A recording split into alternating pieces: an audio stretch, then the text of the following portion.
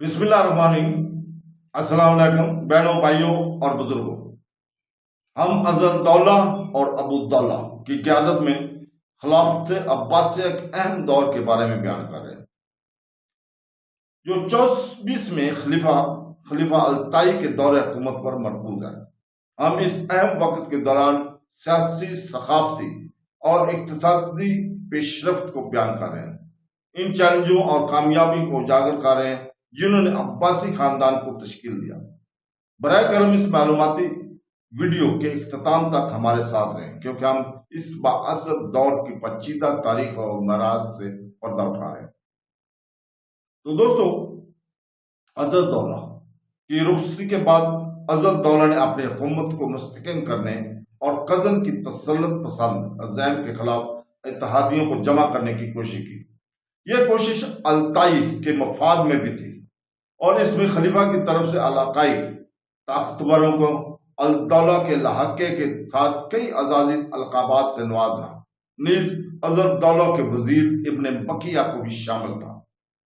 सितंबर 976 में जब रुकन दौला का इंतकाल हुआ तो हज़रत दौला ने बैत के मशरकी निसब हिस्से पर कब्जा कर लिया, जबकि इराक में हज़रत दौला ने खुद मुख्तार बना लिया। अल्ताई ने दो कज़नों के दरमियान दरार को गहरा करने के मौका से फायदा उठाते हुए हज़रत दौला के आला मराद को तस्लीम किया, जिसने इसे हज़रत दौला की हमसर बना दिया। इब्ने बकिया को हज़रत दौला का मुश्तरका वजीर नामजद किया गया। दौला और खलीफा हज़रत दौला के अलकाबात को बढ़ाया गया और आखिरकार खलीफा ने खुद वहीद अमीर की बेटी से शादी कर ली।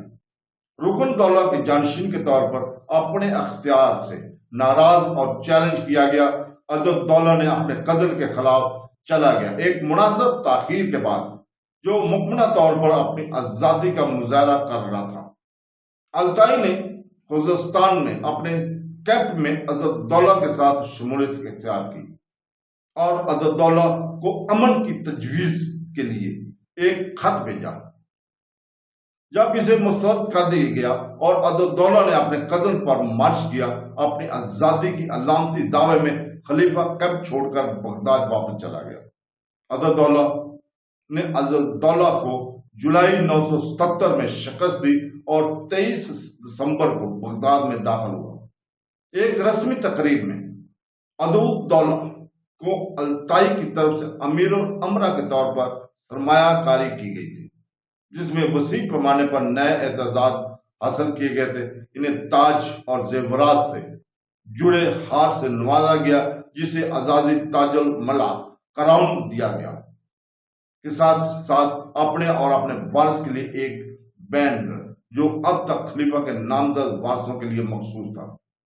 हज़रत दौला ने भी दो खसूसी मराद की दरख्वास्त की, इसे घोड़े पर बैठकर खलीफा के हुजरे में दाखिल होने की इजाजत देना और एक पर्दा खड़ा करना, ताकि जब वो खलीफा के सामने सजदा रेज हो जाए तो इसके साथियों की तरफ से ये जज्बा तस्लीम ना हो।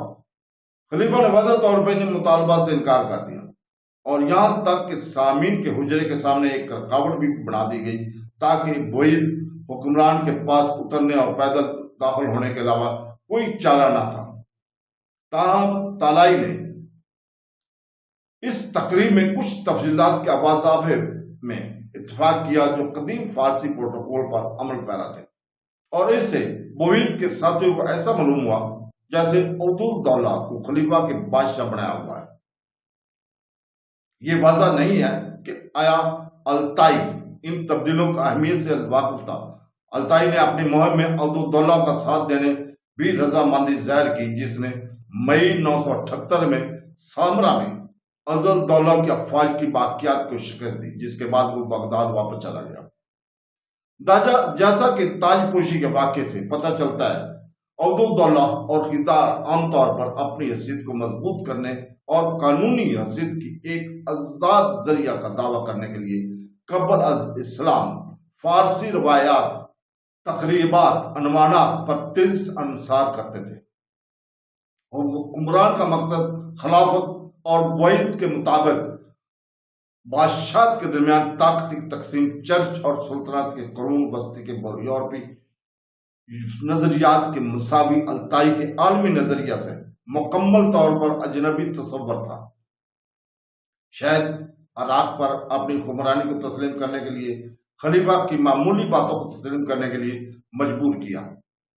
عبد الدولہ نے ابتدا میں التائی کے ساتھ احترام کے ساتھ برتاؤ کیا، اسے اس کے تمام مراد بحال کیے اور خلیفہ کے محل کی تزئین و آرائش کے لیے بھی ادائیگی کی۔ جیسے ہی عبد الدولہ اور اس کی ہمدانی اتحادیوں کی بلائی مسیحوں میں شکست ہوئی، عبد الدولہ نے خلیفہ کی فوری ماحول کے خلاف کارروائی شروع کی۔ وزیر ابراہیم الصبی، چیف قاضی ابن معروف اور دیگر بزرگوں کو قید کر دیا گیا۔ بغداد عدالت کے ارکان، خاص طور پر ابن معروف کی برطرفی بوئید کے دور حکومت میں خلیفہ کی باقی ماندہ استحقاق کی خلاف ورزی تھی۔